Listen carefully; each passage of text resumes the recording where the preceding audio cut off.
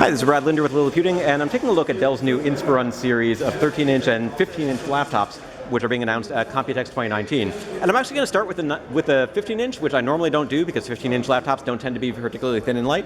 That's a little different here. So whereas the Inspiron line doesn't have the same sort of prestige as Dell's XPS line of thin and lights, this is a relatively compact machine that weighs just about 3.5 pounds and has a magnesium alloy chassis, which is unusual for an Inspiron level device. Now it is part of the 7000 series, and the 7000 series has always been Dell's sort of top of the line Inspirons.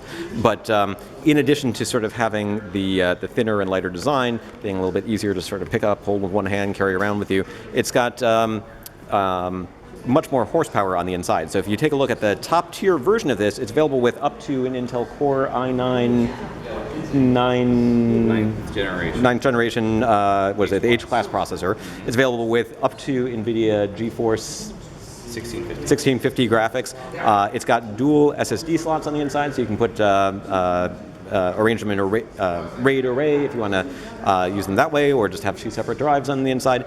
And overall, it's a pretty impressive device. Now, the starting price is going to be about $1,000 for this model. That starting price is only going to get you something like a Core i5 processor, 8 gigs of RAM, 256 gigs of storage, but it is available with substantially more if you wanted to upgrade those specs. In terms of other features, we've got a full-size keyboard here, obviously. I mean, slightly smaller keys here on the Enter and Caps Lock than you might see on some keyboards, but that allows for room for a numeric keypad on the side here.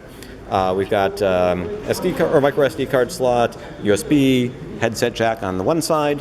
On the other side, we've got full-size HDMI, a couple more USB ports, and a Thunderbolt 3 port.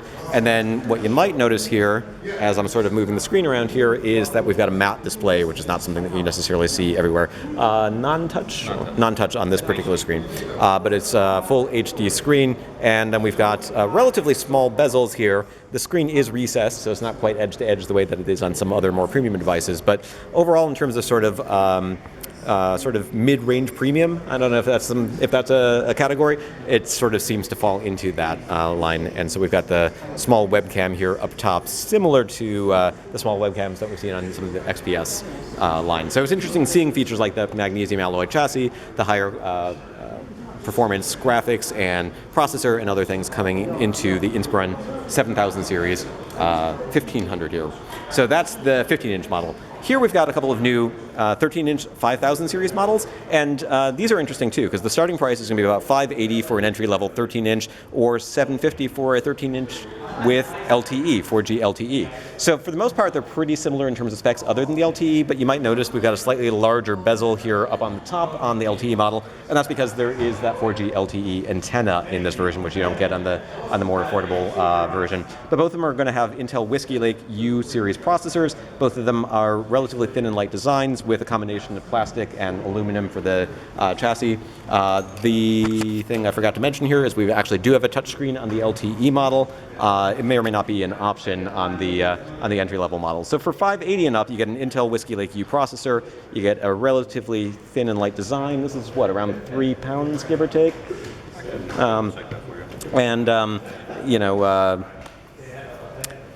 Decent overall size. We've got ventilation here on the back, so the intake fans are on the bottom. It's going to bring in air and send it out that way. We've got USB headset, HDMI, USB Type-C, and again a micro SD card slot and a power jack. And let's just take a quick look here around the back.